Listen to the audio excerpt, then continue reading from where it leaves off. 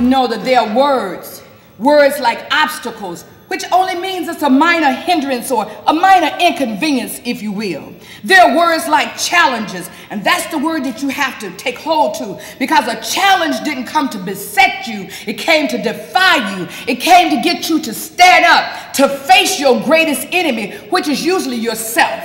There's an African proverb that says, if there's no enemy on the inside, the enemy on the outside can do me no harm. Langston Hughes also wrote in his great poems, he said, what happens to a dream deferred?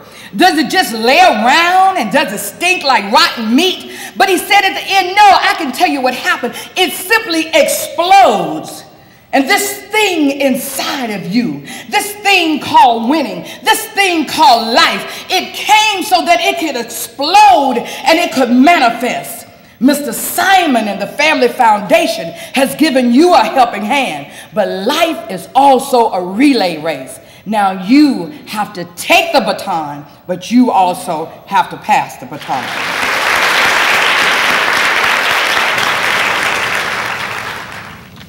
Juanita Cribb, you are one hell of a speaker.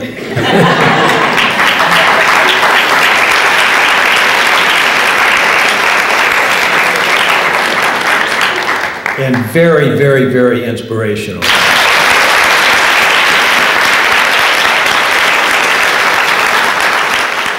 When I look at Oprah Winfrey looks really good now, but Oprah Winfrey didn't start out looking like that. She didn't start out knowing what she knows now. When I listen to Maya Angelou, and Maya Angelou talks about, she reflects on her 20s, her 30s, her 40s, her 50s, her 60s, and she now realizes at 70 that the only thing that was important in life were relationships, and the first one was the one within her.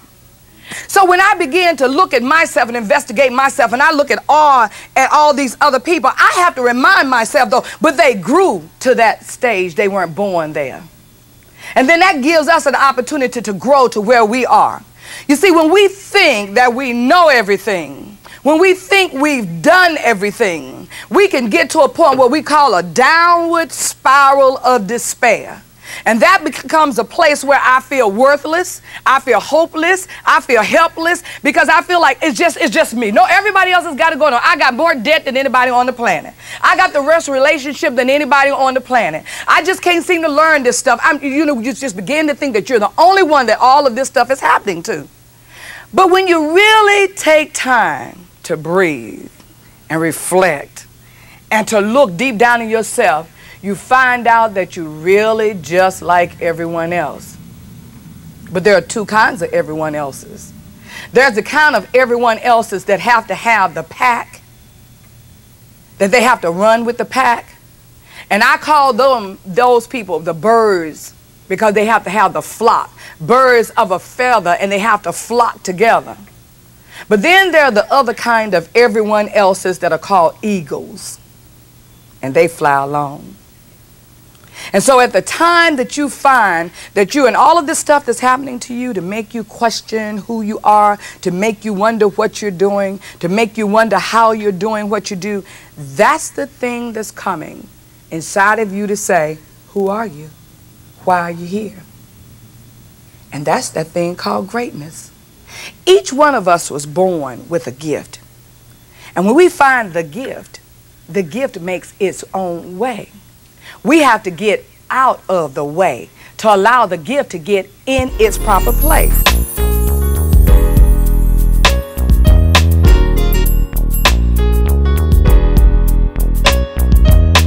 Next person I'm going to bring up, I told her, I said, girl, you can speak. Met her over 15 years ago, came to my first seminar. I call Ona Silky, I call Nita Boo the Powerhouse. Give a round of applause to Juanita Cribb, corporate trainer and speaker extraordinaire. Give her a better round of applause than that. Come on, Nita Boo.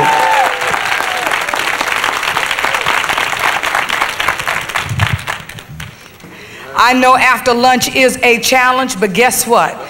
Les says all the time in his presentation that you've got to be hungry. So I'll say to you this evening, you might not be hungry, but you gotta stay awake to get it.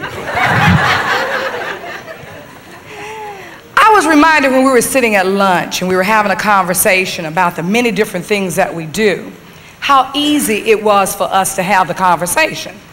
When you think about it in your ordinary dealings, you conversate. I mean, the way of a human being is simply to conversate. Like Ona said, taking the conversation and trying to channel it into an occupation, therein lies a challenge. Everyone might not be interested in having it as an occupation. However, in your daily activities at work, you might have an opportunity to make a presentation. Anytime we're dealing with people, if you'll notice this, I always say this to my kids. Anytime someone says to you, huh, what you say, it did not mean that they didn't hear you from the volume. You're not clear. And so we have to make sure at every point, at every time that we speak, that we are very clear with what we say. Robert Fulghum said this, and I'll tell you why we aren't clear. He wrote a book called Everything I Needed to Know I Learned in Kindergarten. And that was so interesting, because my granddaughter said to me one day, she was going to kindergarten, I said to her, I said, Juanita, what did you learn in school today? She said, nothing. I was a little concerned, you know, like Les with all the kids. You know, you want your children to do something to represent who you are. So my granddaughter came home a couple weeks later, and I said, Juanita, hey, Pookie Pie, what grandma baby learned today? She said, nothing. I said, we wasting our money. This girl real dumb up in here, so we got to make sure we figure out which one it is real soon. So one day, Juanita came in, and she was just running. She said, Grandma, I learned something today. I said, what did you learn, baby? She said, I learned 1, 2, buckle my shoe. 3, 4, shut the door. 5, 6, pick up the sticks. 7, 8, you lay them straight. 9, 10, what is it? You what? You're a big fat hen, right. And you know what it was supposed to be? Begin again. See, all you learned that. Conversation was not clear. That's how much stuff we hold on to that we cannot use, we never correct, and so we feel inadequate. 9, 10, begin again. Big fat hen.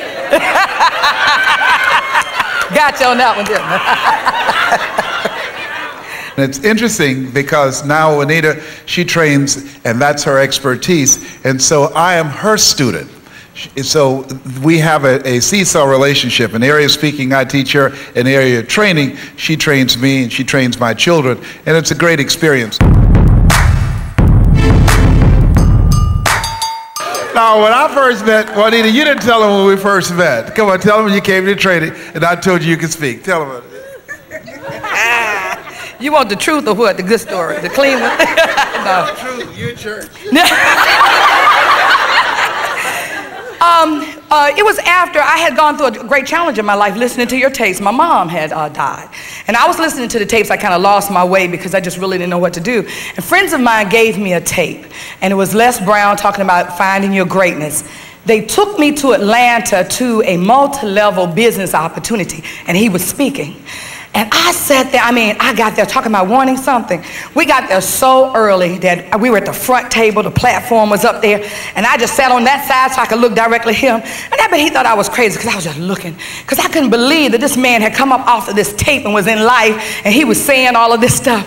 So afterwards, I was kind of sheepish. I got in line during the break, and I just said, hey, Mr. Brown, my name is Juanita Cribb. I just wanted to meet you. And he said, what do you do for a living?